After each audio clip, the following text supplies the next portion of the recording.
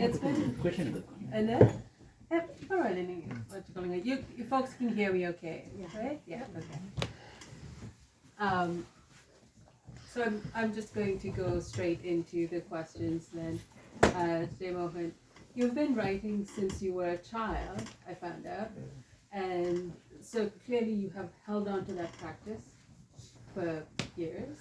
And I wanted to ask you what influenced you to begin writing and how you held on to that, especially, in your younger years, because it's so easy to get distracted, to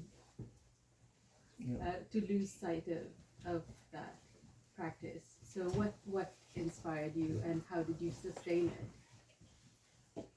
First of all, I thank you, everybody here, who said good words about me.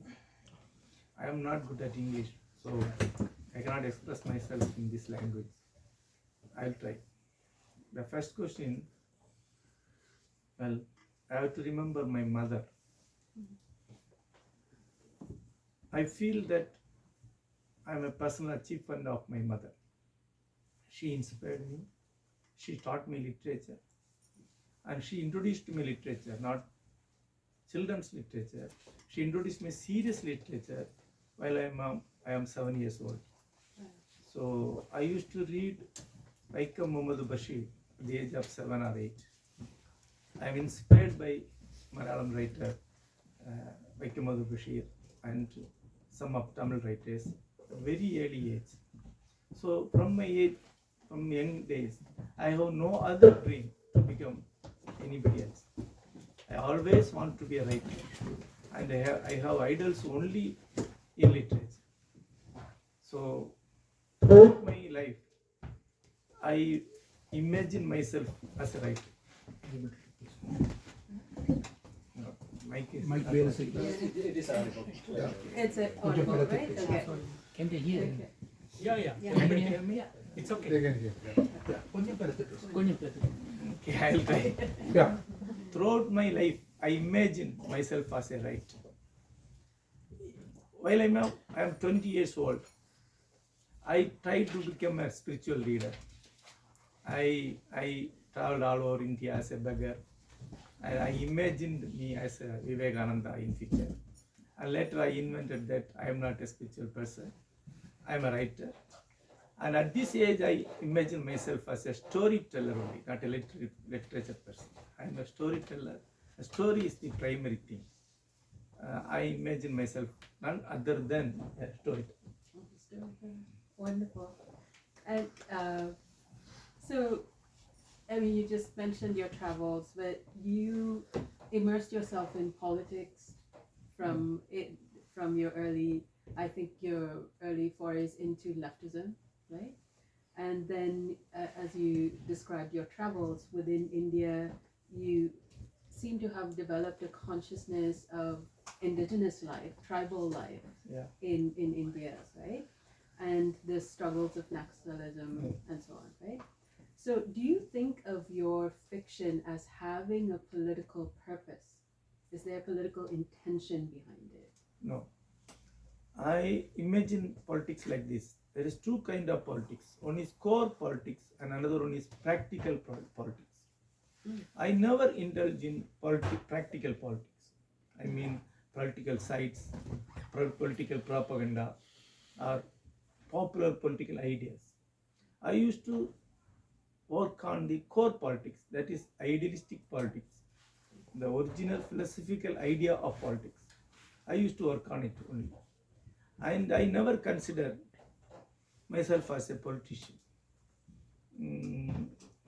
And day-to-day politics is more or less connected with power politics. And I have no interest in power politics. So I am not the part of any political organization or political movement. And I ordered to myself that I should not accept any award or any reward from government. I always against any government. I won't support any government. So you're an anarchist. Yeah. And I won't accept any award or any reward from any government. Okay. So that's the politics of me. I am against government. I am against system, and I am always working for my personal ideals. Wonderful, wonderful. So, following on that, I really wanted to ask you about the story 100 Armchairs. So, in this story, there's caste politics and civil bureaucracy come together to dismantle a man who's trying to work his way out of oppression, right? The central figure is a man from an oppressed caste. And it's a fantastic account of how like these systemic issues, macroaggressions, as well as microaggressions, like this is a term that we use now, right? How they act on the man to keep him in his place. In contrast to that, but along the same themes, is the story of He Who Will Not Bow, right? And so I wanted to come back to you about why it's important to you to tell these stories of caste oppression and that struggle. At the age of 28, I met Jeyamohan, my idol, my childhood idol, who introduced by my mother to me. I met him and I asked a question. I used to address him as Asan. Asan means teacher. So I asked him, Asan, what is the core of literature? What is the ultimate purpose of literature? He said, sense of justice. Literature emerges from sense of justice. All other things are secondary things. So I think a writer must have a sense of justice, a strong sense of justice made a writer. Mm-hmm. So, see, in Europe, the major problem of the society is racism or multi-ethnic conflicts or all this. But in India, two things are major issues. Any person who have a sense of justice must have addressed this. One is casteism and another one is religious harmony. So it's naturally I used to address the problem. And casteism is a major problem even today in our social and political life. So I don't want to preach to anybody. I don't want to advocate for anybody, but I have to tell the stories of real people who suffer of casteism. And I don't want to give negative or depressive pictures. So I always give the picture of emerging persons from that slavery and from that misery. The persons who made a success out of it. Persons who confronted and persons who achieved something from that. Mm-hmm. So Vanangam, that means the stories in this book describe persons who achieved through life, who defeated casteism in their personal life. Mm-hmm. That's beautiful. Actually, it's a way to express the power of casteism in India. Absolutely. I was thinking of the mother in 100 Armchairs who's unable to even tell her own story, right? And the son says at one point, she keeps telling him, they're going to kill you, they're going to kill you.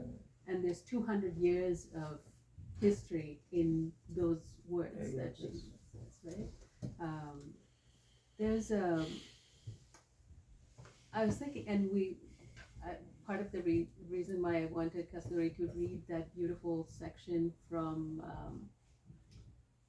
which was the second one, the one she was Kailash? Pervali, right? There's this beautiful description of the natural landscape in that, I think, and there's a deep, very abiding reverence for the natural world. I think in your stories, in The Elephant Doctor, you see this as well. And it's for the landscape, but also for animals. And there's so much compassion with which you describe this natural world. And I wanted to ask you about that love of nature that seems to come through. I used to refer myself as a poet who is writing stories. Mm. So I have always a deep passion for nature. I used to travel throughout India from the age of 70 until now. Every year I used to make a lot of travels throughout India, and I know personally these places. I visited 2 times to Kailash, and I used to visit Himalayas almost every other year. So I have a deep passion for this land. And to me, Indian landscape is not like just a visual of nature. It is spiritual to me. It has deeper meaning. For me, Ganges or Himalayas or Kaveri or Podigai, the hill Podigai, are not just natural phenomena. They are spiritual metaphors. So I have a deeper meaning meeting these places. Similarly, I love Mount Shasta and Crater Lake. Mount Shasta and Crater Lake are just not like just natural phenomena. They have some kind of spiritual content, and I can feel it while I'm there. Something more, I cannot express it in words easily, but they are very, very spiritual. Absolutely.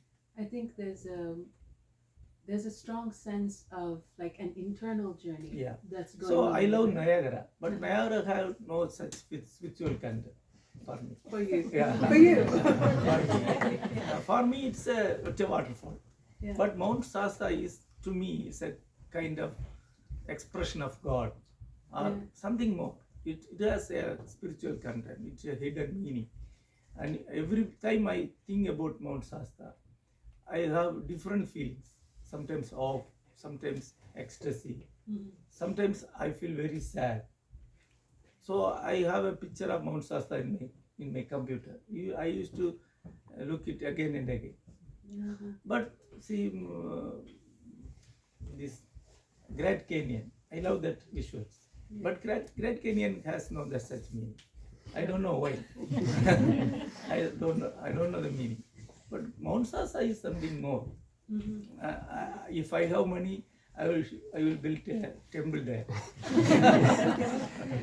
No, but I think that makes sense because it's the land that you're native to, right? So that's part of it. No, you grew up in the place. So I have some kind of illusions while I am in Mount Shasta. While I'm in Mount Shasta, I heard some voices, chanting something, and some kind of music was going on there, like an old woman murmuring something, and continuously some mystic experiences there. Some voices I said I heard some voices there, some mystic voices. I can't explain that, like an old lady whispering and singing something, and I am hearing it even now. So to me, nature is not a place, it's not an object, it is something more. It's and I think that sort of connects to what Sharon was describing, the mystery in what you're writing. And Himalayas is always has a lot of meaning, a lot of hidden meaning in Himalayas. Himalayas not just a place. Every mount of Himalayas has some another meaning.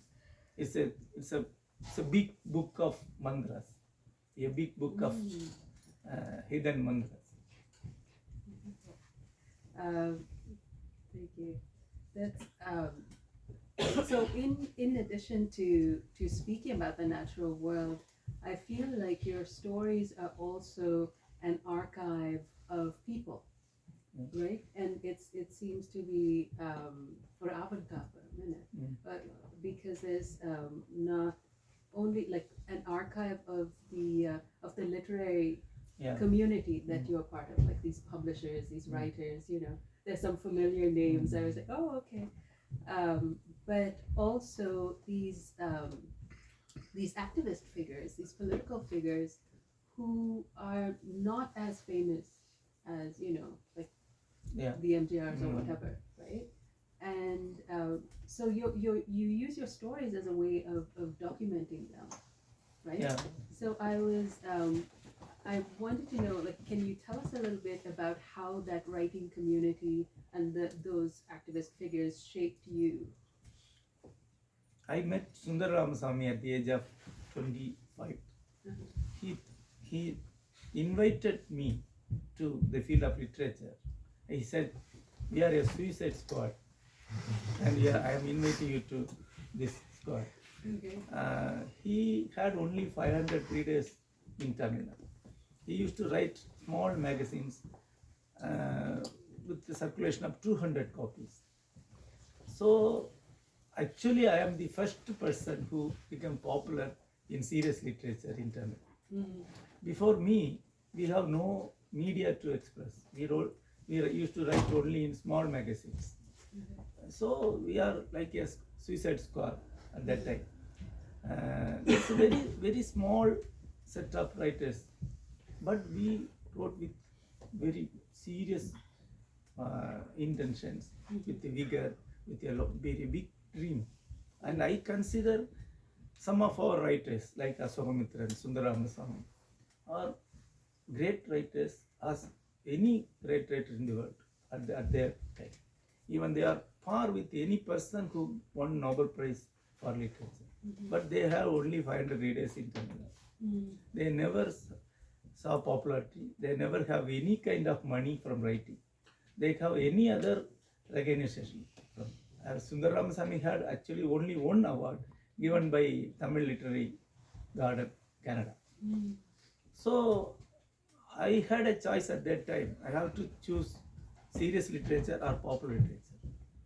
And I'm a person, I can easily write popular literature. With very easy, I can be a very popular writer in Tamil.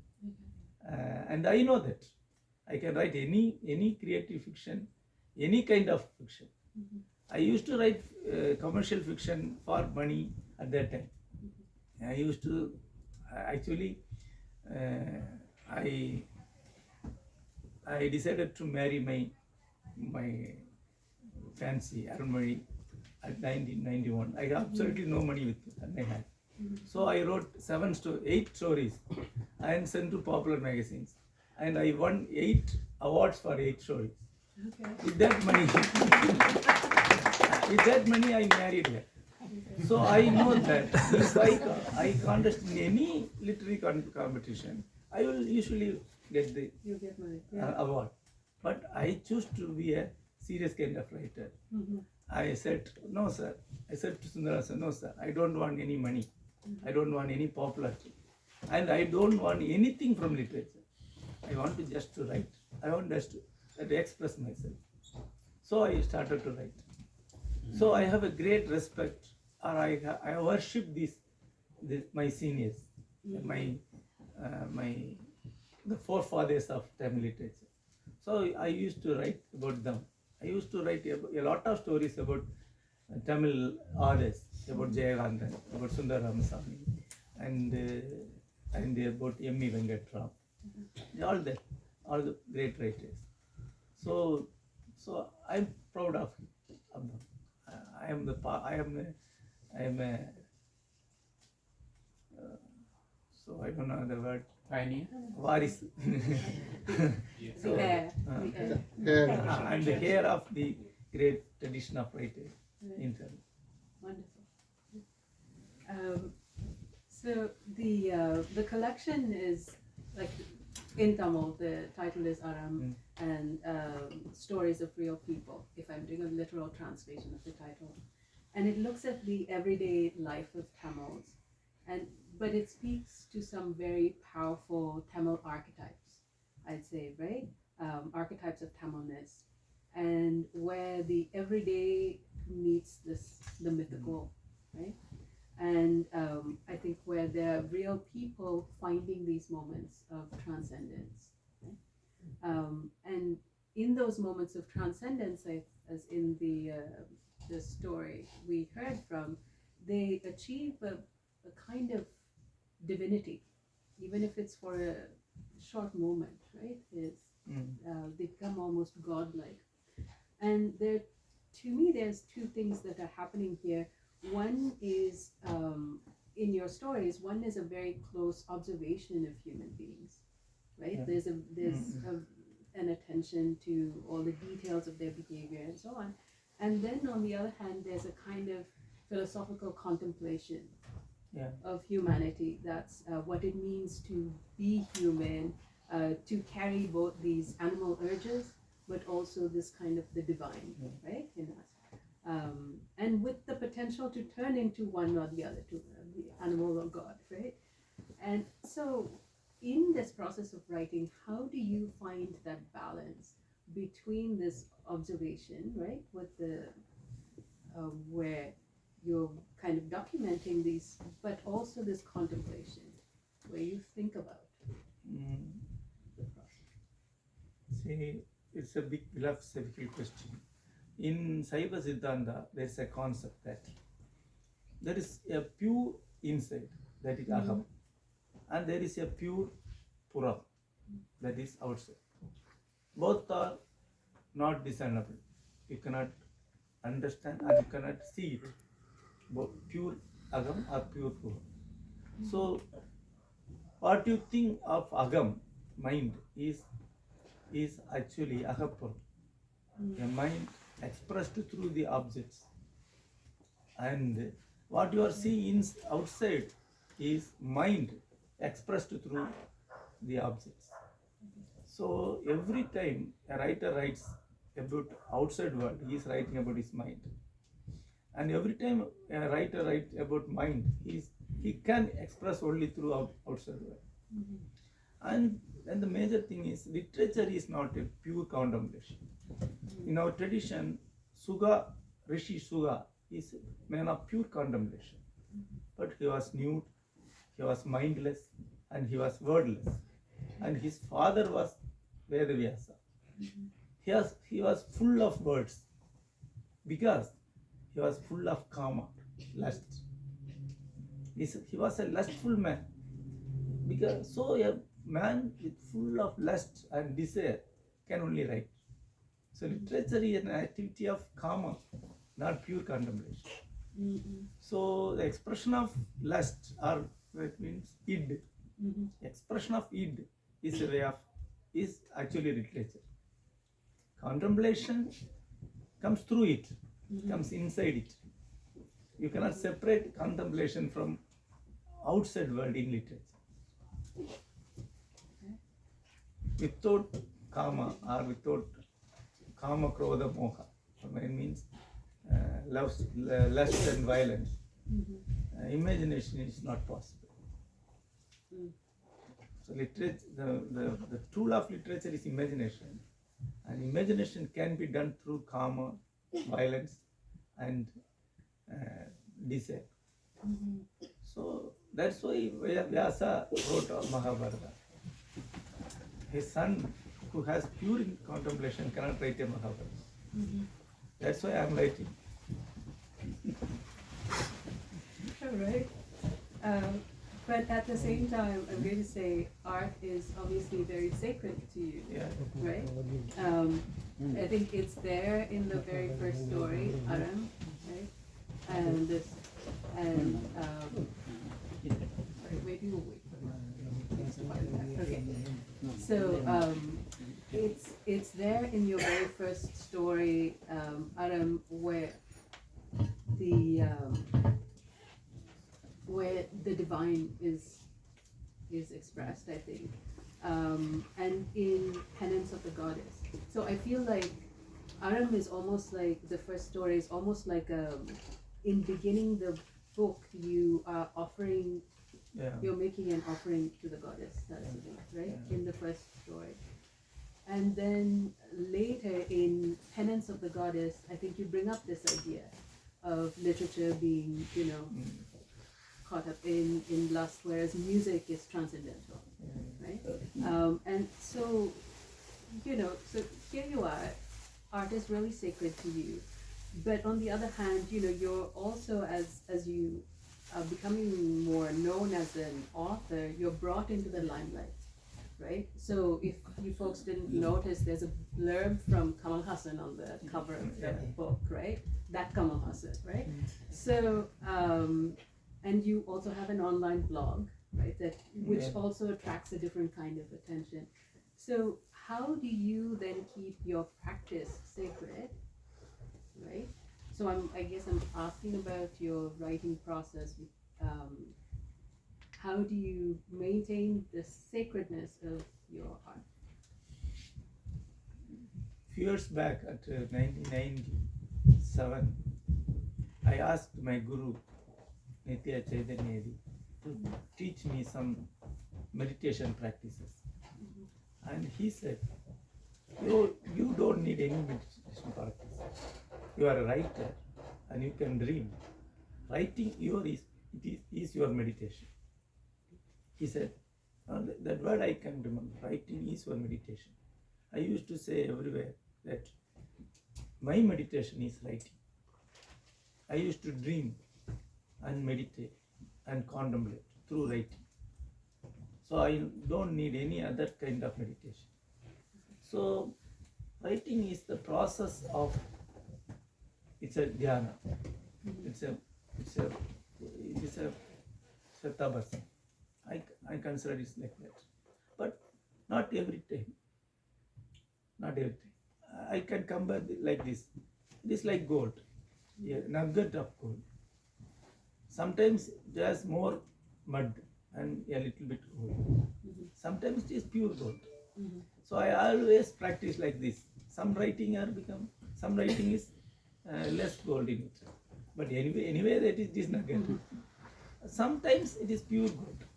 So the process is getting more and more gold from the So I'm refining it. So that's what I'm doing. So I know some writing is not worthy, not that much worthy. It has a lot of mud or mud in it.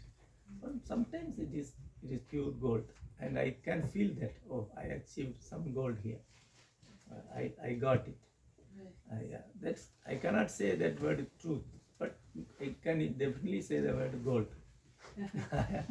So gold is the meaning of, it's a symbol, gold, the symbol of wealth, beauty, and of course godliness. So that's the thing. The writing is sacred because I can get that gold from it. So and in other end, it is very mundane, and it is very practical. Sometimes it is very political and very, very ordinary kind of writing. But I always trying to make it as a goal. It's beautiful. Thank you. I think we have some time if folks from the audience want to ask Jeyamohan any questions. Okay. Do we? நீங்க தமிழ்ல சொல்லல அவரையும் வசதியா சொல்லுவேன். இது முக்கி சொல்ல வேண்டியிருக்கு. கண்டினியூஸ்லி டிரான்ஸ்லேட் பண்ணிட்டே இருக்கேன். சொல்லுங்க. You started writing in film as well. You just mentioned about having gold mixed with something else. Do you consider your film writing also having an essence of gold? Or definitely. எந்த மோசமான படத்துலயும் ஒரு tinge of gold. If a creative writer cannot write a piece without an element of gold in it. Everywhere there is a drop of gold. Even in a very, very commercial movie, there is a drop of gold, and I can feel it. That makes me write that novel, that script, and I know that the director can change it. The director can explain it in other words. So, out of say in Non-Kadavul, it's a very commercial movie, but there is a very major dialogue that is Thiyil enada asuttam asuttam. It's very poetical line. தீயில என்னடா சுத்தம். Even today, a lot of spiritual orators used to refer this as a mantra, but it's a film dialogue. In Angadi Teru, there was only one line. Yana vaadra kaatla da erumbu maadu. A lot of people thinks that it is a proverb. No, it is a dialogue written by me in a movie. So, in every movie, at least one drop is there. One event or one sequence is there. Very good. Keep continuing that. Thank you for that. Thank you for doing that. Can I ask? Welcome, sir. I know you are multilingual, right? You are based on you are Malayalam and you also know Tamil. But they usually say when you write, right, you think about in your mother tongue language. But how do you like when you write? Do you think in Malayalam or do you think in Tamil? I can say this with a fun that Malayalam is my mother tongue and Tamil is my daughter's language. And I am very close to my daughter. So and my wife's language is Tamil. So I am very close to my daughter and my wife. So my language is Tamil. Apart from that, in Trivandrum, both Tamil and Malayalam are similarly was in practice. So my mother is a Tamil scholar also. My father was a Tamil scholar. And we used to speak Malayalam in our home. And that almost all official degrees of Trivandrum government was in Tamil. So Tamil is in Trivandrum state, Malayalam was a colloquial language and Tamil was a classical language. That's the thing. So I used to think in Tamil only. I studied Tamil and I am speaking Tamil. Actually, I have a lot of trouble in speaking Malayalam. I cannot speak Malayalam very well. I can easily write, but I cannot speak. I can fluently speak only in Tamil. So basically, my parents are from Andhra. I born and brought up in Chennai. So I struggle to still read Tamil a lot, even for that matter any language. But I get a kind of a similar. There is nothing called mother tongue. It's an illusion that there's something the sacred mother tongue. That's not like that. Major contributors of Tamil literature has mother tongue. Has no, they have no mother tongue. Their mother tongue is not Tamil. For example, Puba Rajagopal, Na Pichamurti, Ashokamitra, Ki Rajanarayan, all are Telugu people. They spoke Telugu in their home. And Su Venugopal speaks Kannada in his home. And M. Gopalakrishnan speaks Kannada in his home. Dilip Kumar speaks Gujarati in his home. Abdul Rahman spoke Urdu in his home. So there is no that notion that one can only think in mother tongue is it's a wrong notion. It's not true. Just to continue on that, would you say the same thing between South Asian languages or the Indian continent languages and the Western languages? Sure. If you see my friend's son, his name is Varun. His mind's language is English, so he can easily write in English, and English is his language. Tamil is not his mother tongue. He can manage to speak in Tamil, but my language is English. So a lot of writers created a big writing in English. Vladimir Nabokov, his mother tongue is Russian, and he created a unique style in English. Can I ask And even Ayn Rand. Ayn Rand's mother tongue is in Russian. So that's the thing. You have to learn a language. You have to dream in a language, and actually it is your language. There's no sentiment in it. We have a question over here. Good evening, Jeyamohan sir. Thank you so much for letting us know a little bit more about your life and also your writing through the interview. As you've said, you've met a lot of different people, and you've also come through across a lot of places that hold sentiment to you.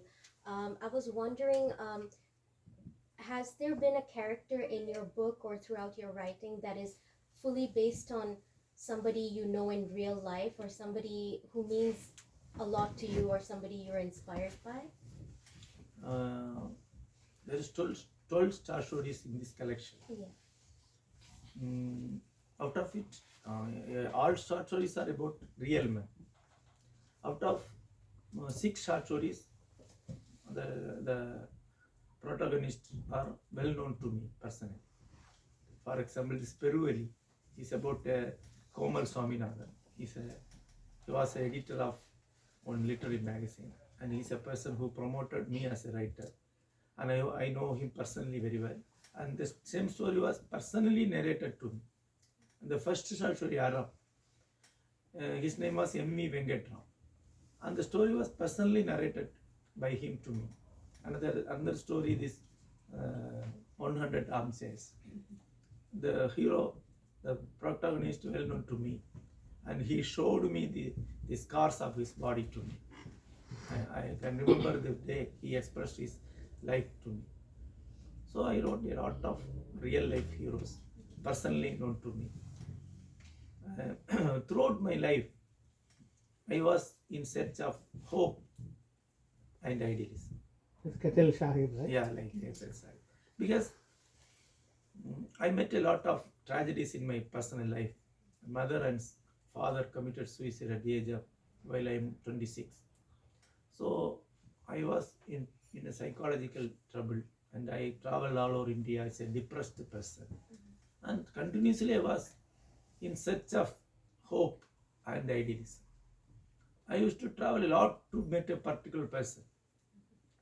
So even now, I have a lot of idealists around me, idealist persons, social workers, writers, and I'm the only writer who have a lot of social workers around me, because I am giving hope to them and I am getting hope from them. So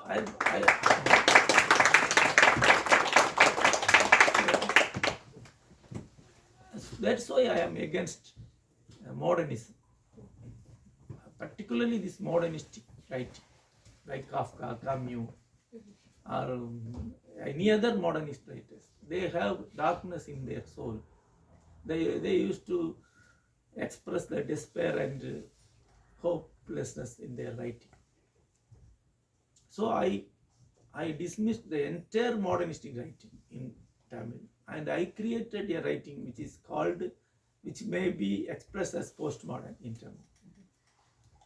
I invented postmodernism not as a methodology of writing, not as a fresh aesthetics. I invented an Indian postmodernism only to express the hope on history, the hope on humanity, and the faith on the idealism of our times.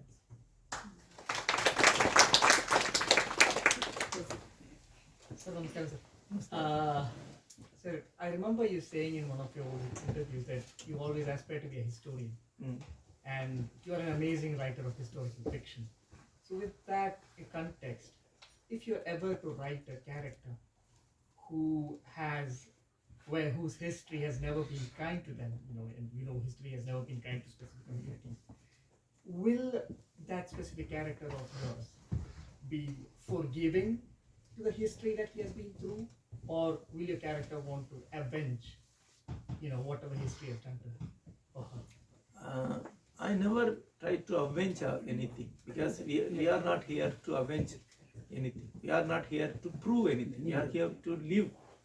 So I'm interested only to a person who lived his life, who fulfilled his life.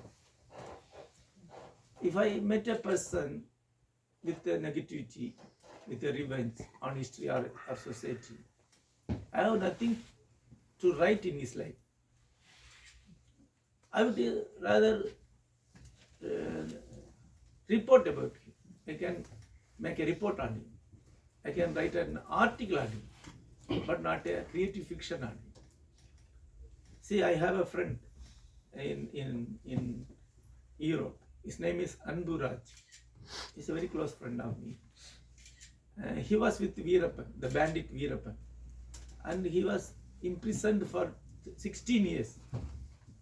And he read a lot in the prison. Later, he developed himself as a dramatist, and he's a major social worker in Europe today. So I have something to write about his life, not about the other person who with him in the prison. Nothing interesting to see just a criminal, and there is a resurrection in his life. That interested me. So a writer cannot write everything on the earth. Every writer has a mission in his writing. Every writer has a basic vision in his writing. So I am here to write about resurrection. I am not here to write about the fall of humans.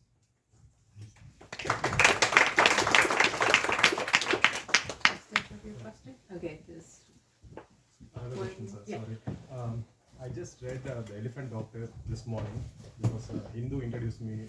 I don't know whether I am expressing myself in English. Can you understand me? Yes, absolutely. So, did you like that character Dr. K? Was it like real? Did you like meet him? Both the elephant doctor?